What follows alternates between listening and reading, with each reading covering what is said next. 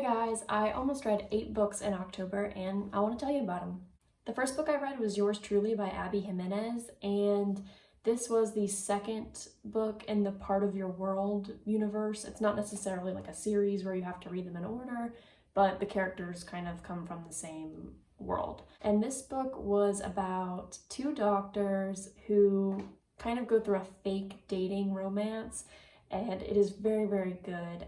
Bree's brother needs an organ transplant, and Jacob's family is watching his brother marry his ex, and he wants them to know that he is over it and it's fine and he doesn't care, but he also has high social anxiety, and there are certain things that happen where it leads up to them fake dating. I really love the anxious character, Jacob. I thought that his anxiety was very realistic, and I also loved the way Brianna responded to his anxiety. Overall, I just really loved this story. I loved the characters. I loved the way it all happens. The only qualm I had with the book is that the miscommunication issues last too long. I get why we need them for the plot, but at the same time, they go on just a tad too long for my taste. I wish they were cut a little bit shorter, but you know, it's a romance and we get what we get, and it's worth it in the end.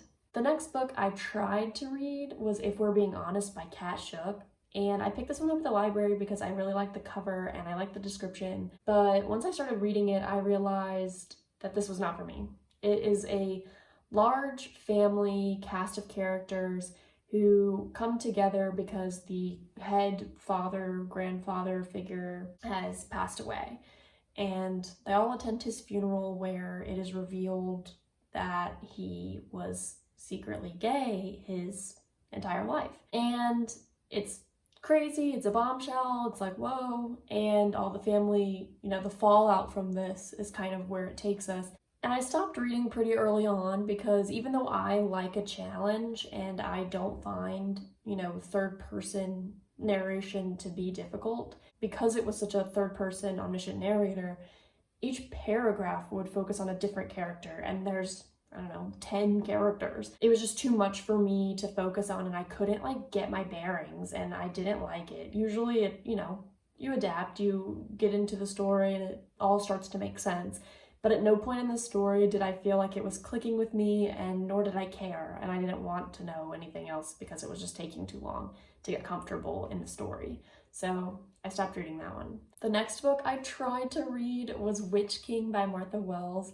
I feel so bad about not liking this book because I love the Murderbot Diaries, and I was really excited, and I think this isn't like a poorly written book. I think it's actually probably well written. I just don't know that I'm the audience for it, maybe. But it's basically, a king has been killed, and the story starts with him waking up, like he's being unburied from his water grave. And it's pretty good. It starts off extremely strong, like very, very strong. I was so into it. I loved it. I was so excited. And then it just lost me. And I don't know if it was just too much information for me at the time, or if I don't know, I wasn't clicking with it. And I found myself forcing myself to read it, and I never like it when I have to do that with a book. And sometimes I'll push through to the end, but I didn't want to put myself into a reading slump because this was the second book in a row that I wasn't into, and I know that if I continue down that path, I'm gonna stay in that slump. And so I just cut it short and cut it off and turned it back into the library. The next 3 things I read were not really books, they were short stories / poems, because I watched The Fall of the House of Usher on Netflix. I highly, highly, highly cannot recommend it enough. I recommend that show. Please watch it. So good. Mike Flanagan, I will literally watch anything that man decides to put his hands on. I love him. Each episode of that show has a different Poe story for its title, and I just wanted to become refamiliarized with these stories. I've read some of them and I haven't read some of them. I started with The Telltale Heart, and it's a classic, and it's a classic for a freaking reason. This story is so creepy. I love, love, love an unreliable narrator. It's one of my favorite things about a book or a story is when we cannot trust the person telling the story. I just love him trying to convince you that he's not a bad guy, that he's not a crazy person or a murderer, or he had a reason for doing it, And all these Poe stories, by the way, will be either linked below or honestly just posted in the description because they're very, very short. The next Poe story I read was The Mask of the Red Death. This is episode 2 of the series on Netflix, and when I tell you that my jaw was on the ground, like on the ground, when I at the end of that episode, I could not believe what was happening. And this is a story that I actually hadn't read before. So I went and read it. It's very, very quick. It's like 3 pages, I swear. A plague has hit and the rich people are like, ew, poor people are getting sick and dying. That's not gonna be us. Let's go, all of us rich people together, and go live in a mansion with walls surrounding us and blocking us in, and we'll just live happily ever after within these walls. They do that, and about like 5 months go by and they're partying, and then all of a sudden a person shows up who doesn't belong, and they're like, well, we know everyone here. Who is that? And I won't spoil it for you, but you know, it's basically a story about class and how death kind of comes for us all in the end, regardless of your wealth. And episode 2 of The Fall of the House of Usher is just amazing. Amazing. The next little thing I read from Poe, it's a poem, Annabel Lee.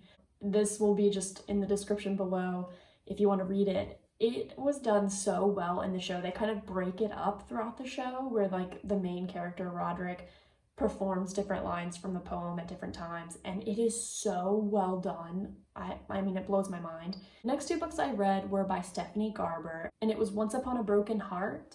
I bought this book because a friend of mine on Goodreads posted just a general update and said like, hey, this book is on sale for $3, and I had actually never heard or seen of this book before. And so I bought it. I was just like, you know what, screw it, I'll buy it. And a lot of my friends had rated it really highly. I'm into fantasy, I'm into romance, it is what it is. It's young adult fantasy romance type.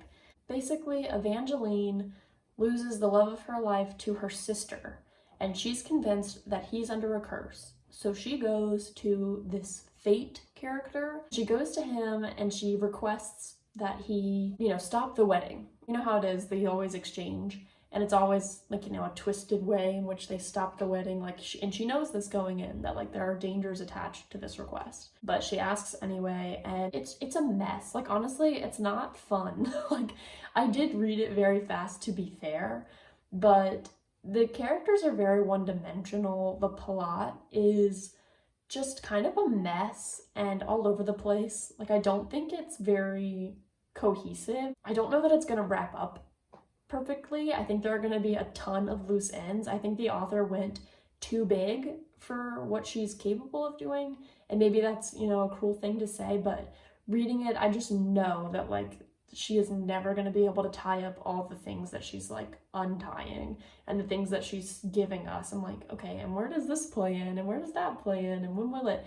Because then I read the next installment in the series, which is The Ballad of Never After, and I read it like, within a day. I read that thing so freaking fast because it's so easy to read. I mean, this thing is a couple hundred pages, and I read it so fast because it is very much not difficult to read at all, which is fine. I'm totally okay with easygoing reads, but there's just nothing happening. Most of the book is just her saying like, the Prince of Hearts character, his name is Jax, she is just constantly like, I can't trust Jax. I can't trust Jax.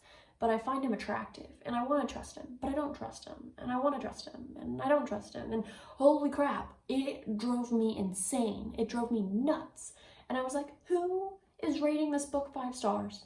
Who is giving this book 5 stars and saying like, yes, give me more, it's amazing? Because like, as someone who can appreciate a slow burn and like tension building between characters, I do not appreciate repetitiveness. I do not appreciate it just being static. It never changes the whole book. It's just constantly like, I can't trust him. Literally from the very first page of the book, I can't trust this guy, but I find him attractive, to I can't trust this guy, but I find him attractive. It's insane. And then the book has the freaking audacity to end in one of my least favorite ways that an author can choose to end a book. It turns me off so fast, I was like literally angry when I finished this book.